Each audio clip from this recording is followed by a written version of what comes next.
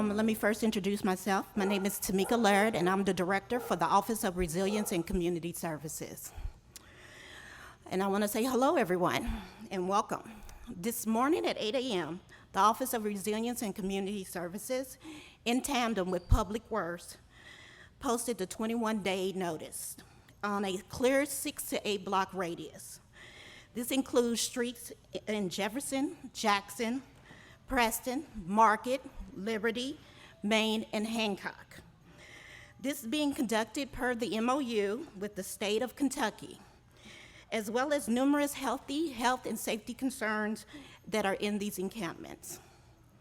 During the next 3 weeks, outreach partners will continue to provide individuals with services, including connections to shelter, healthcare, and social services.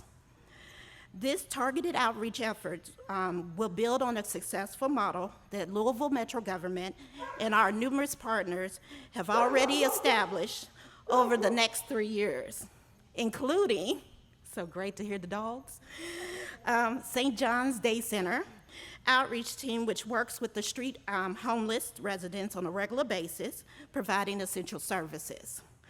The expansion of the assertive community treatment teams provided by Wellspring and Phoenix Health Center to better address mental health needs.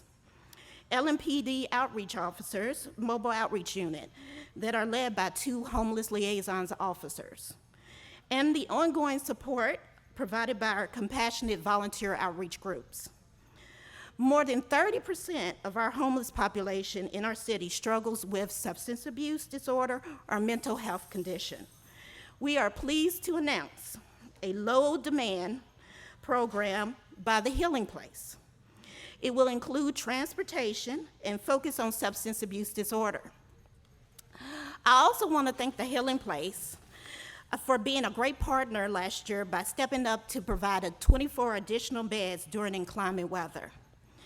I now want to invite Courtney Weishoff, the detox manager for the Healing Place, to step forward and discuss more about the program and outreach.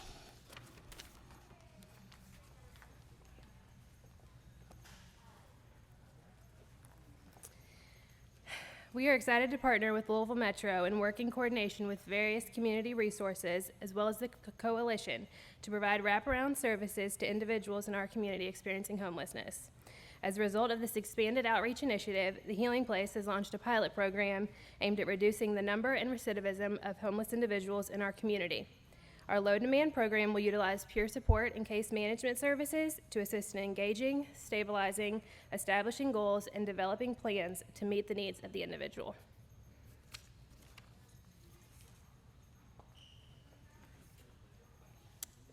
Thank you, Courtney. Another expansion of our outreach is 7 counties. 7 counties has already played a vital role in mental health component, providing assertive community treatment. Because of these efforts, the city is now expanding to have 7 counties offer a substance abuse treatment program along with transportation. I will invite Marty Prudy, VP of Addiction Services for 7 counties, to discuss more about their programming and their outreach.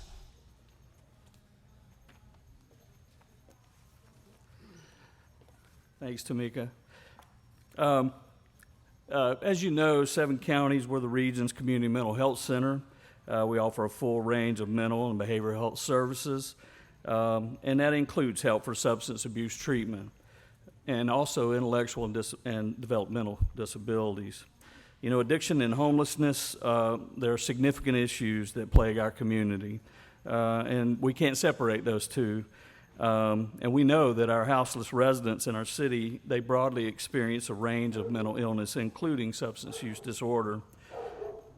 In fact, addiction remains, you know, one of the root causes of why this very vulnerable population experience homelessness. And, you know, the other big thing is the effects of the pandemic have really exacerbated these issues over the last, 18 months.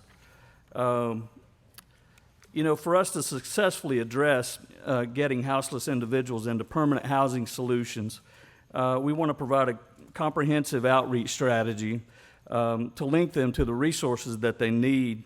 We want to address, poverty, mental illness, addiction, and all other risk factors that challenge homelessness.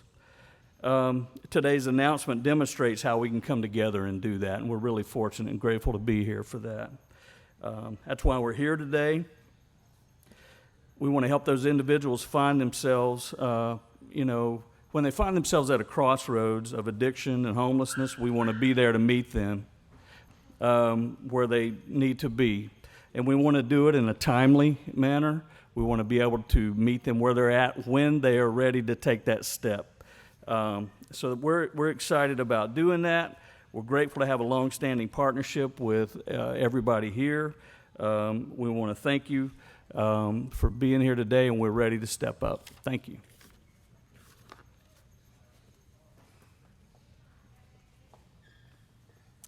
Thank you, Marty. Ooh, okay. I tell you, these masks. Finally, our long-standing partnership with Wellspring serves as another important component of our assertive community treatment team that takes a multidisciplinary approach to leading our unsheltered into housing. Since December 2019, Wellspring's Act has assessed 184 individuals. 108 of these individuals have entered the program, with 85% showing an improvement in psychiatric symptoms. This past fiscal year, Wellspring has served 70 people, with 80% obtaining and maintaining housing. To speak more about the Assertive Community Treatment Team and Wellspring Outreach, I will invite CEO Kathy Dobbins to the podium. Thank you, Tamika. Greetings. Wellspring's Assertive Community Treatment Team is a multidisciplinary team. We have a therapist, we have a couple of case managers, a couple of peers, psychiatrists as well. And for us to be able to provide that team to go out into the community and work with our homeless individuals who are suffering from the acute symptoms of serious mental illness has been a real honor for us. And we're grateful to be a part of this. I think that the team is a powerful addition to the many resources we have available in our community. And I thank the city for supporting it, and I hope we can continue to do good work and make a difference in the lives of our houseless neighbors. Thank you. Thank you, Kathy. RCS has also addressed the concern regarding not having enough shelter beds for those currently in our encampments. While shelter beds tend to go unutilized during the summer months, they are still needed for our clearings that occur. Wayside Christian Mission has graciously agreed to accept any overflow if shelters meet bed capacity. Wayside will make allowances for anyone coming in that needs shelter, including those who have been placed on existing ban lists. RCS is continuing to work alongside Public Health and Wellness to monitor the Delta variant. We are also working hard to get more of our houseless population vaccinated. I'd like to thank the Mayor, Fisher, Louisville Metro Council for their support. I also would like to thank our partners as well as our volunteer outreach for their hard work and dedication. They have already been working with our houseless community, as well as thanking them for partnering with us to touch even more lives. If anyone would like to take a tour of the Wayside Mission, Christian Mission, Low Barrier Shelter, Nina Mosley is available afterwards to do so. I will now open it up for questions and answers. I'm sure you've all seen lots of programs over the years. You've probably seen the wheel reinvented multiple times. What makes you think this time, this effort is going to work? What gives you hope about this particular new approach? First and foremost, I'll start and then I'll let them chime in. When we first started, the actual coordinated response was about 2 years ago. And this is when we identified the gaps within our community and barriers. And from that, we created the Homeless Initiative Recipient Model that's made up of 9 organizations collaborating and working together. One of those organizations is, of course, Wellspring. And as you see, based off the data, it works. It's where we're pulling together and collaborating and working as a uniform, as a unisys, in order to help those individuals that are out on the street. Our houseless population needs services. So we have to do everything we possibly can to be able to get those services to them and meet them where they are. The referral process is one that we still continue to use, but it's just one of those approaches. We have to figure out where do we meet them where they are and be able to connect with them on their level. And then also provide services to them that are more intensive and intentional. And by the Wellspring Assertive Care Treatment Team and others, they've been able to do that. Our outreach folks are out there every day working hard to connect to our houseless community. But as you know, homelessness has evolved over these past years, centuries. And thinking about these subpopulations on the streets, we have to do something different. I'll turn it over to anyone who else would like to speak. Sure, I'll just say a couple of things. You know, I've never seen the kind of collaboration that I've seen in recent years. So I think, you know, that's been a huge plus. And, you know, I think the city deserves a lot of credit for pulling together this group of providers to look at the needs across the community. You know, with our assertive community treatment team, we couldn't do it without the city's support. And as I think probably most everybody in here could guess, some of the hardest to house folks on our streets are either people with serious mental illness or substance use disorders, or a combination of the two. So having a concerted outreach and then helping those folks move toward housing, taking a housing first approach, because most people do want housing, they just don't want all the strings attached. So engagement becomes a huge issue. How do we engage those folks who are hard to engage and give them something that they want to help them move forward? Ms. Blair, the city had outlined plans several months ago at this point and talked about an outdoor safe space as part of that. And I believe that it's supposed to be ready in early fall. We're getting pretty close to early fall. What are the plans right now with outdoor safe space? Is it moving along? Some of these people who may not be ready to go into shelters, will that be an option for them? We're hoping, definitely hoping. So initially where we are in the process right now is we still have the notice of funding availability that's out there for an operator. It will actually close as of September the 17th.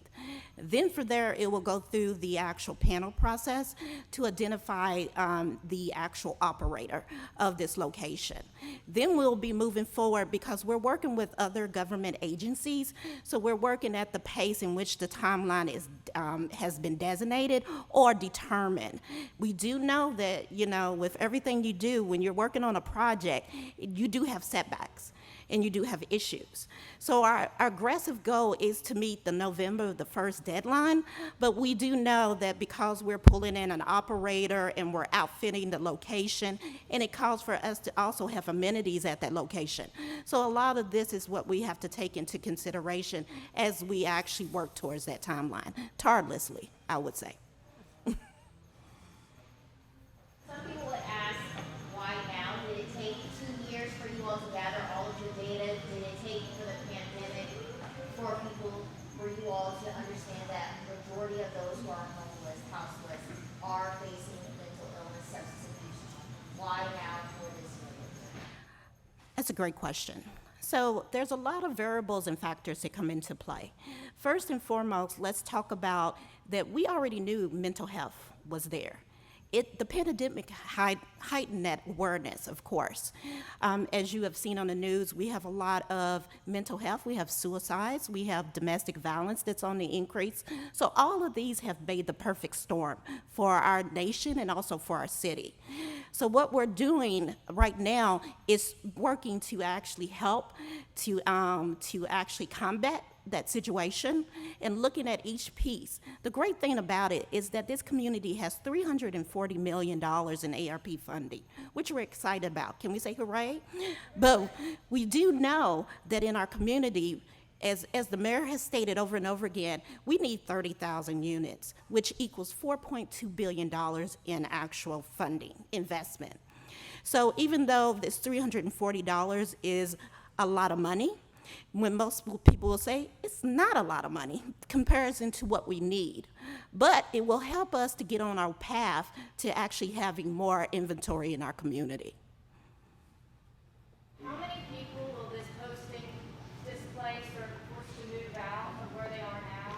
And what specific health and safety issues are being cited in this risk assessment to make the decision that now's the time to go somewhere else?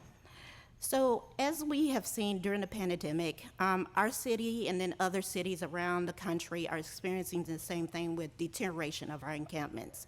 And that is dealing with, of course, feces, defecation, violence, all those things. They're all contributing factors to what is going on around our homeless encampments. The key thing that we want to do is keep them safe. We want to keep them safe and we want to keep them healthy. Because as you know, we are combating this virus that we have within our nation. So as we move forward, we're thinking about how do we continue to keep them safe and keep them healthy. And then what was your other question? I want to make sure I answer both. So right now, when we did the actual assessment, it was 69. But we do know we just did an actual surveillance of the area just to see exactly what we were looking at, and we have noticed that that number has decreased drastically. We're probably about half of that number. But do know that this number fluctuates every day because we do know that people are moving from shelter to unsheltered. So as they move throughout our city, because they're very transit, we have to make sure that we can be able to say this number moves as well. Target rate for how many of those folks, like some of them are just gonna be like, whatever, they're gonna move on, you're not gonna take any services, but do you have a target rate for how many people you hope to be able to help, or percentage or anything like that? Well, our ultimate goal is to help all of them. That's our ultimate goal. But realistically, we know that most likely we'll probably reach maybe half in that area because we're doing intensive touching. So as these 21 days, it gives us a chance because our outreach is very taxed as far as trying to work within the whole city. Now we are actually concentrating our efforts on one area. And looking at that one area, we'll be able to provide a really robust amount of services that are coming at one time. And that will be every day. And so that way they're making those touch points, building those relationships. And as they do that, we hope that they will say yes. Do you have plans to come back in a year or so? I mean, again, to be realistic, you'll clear them out in 21 days, but as the weeks go by, people will start to move back in. Could this become like a regular thing where you come in every so often? So what we will plan to do, and that's what we're working with our partners, is to provide more ongoing outreach that's out on the streets. That's the reason why we enlisted the help of 7 counties and also the Healing Place. We're trying to make sure we can build out our network and build out our actual response to those that are in crisis. So as we continue to monitor the situation, we will actually act appropriately to that situation. The camps that have received notices so far have been in kind of smaller areas. This is more spread out in a radius downtown. Is this technically one camp that's getting a notice or several camps? So this is several camps. So just think about it, even though normally what we would see is one campsite in one designated area, now we have focused on several areas within the downtown area.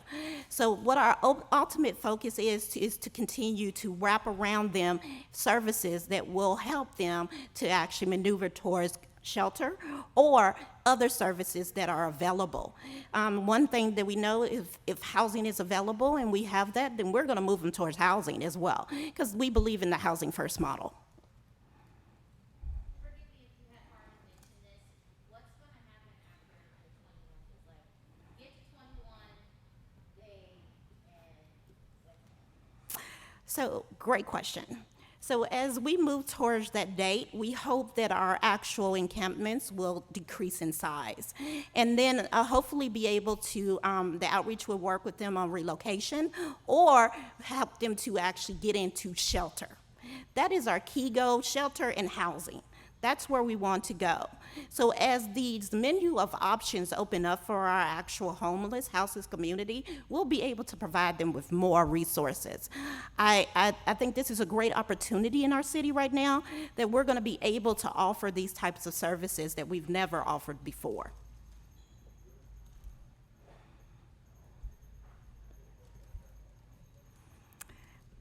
Any more questions? Well, thank you all for coming out. We really appreciate it. I hope you take this opportunity to take the tour of Wayside. It's an awesome shelter. They're doing a lot around here. They're providing a lot of services and programs. So please do I encourage you to take the tour. Thank you all.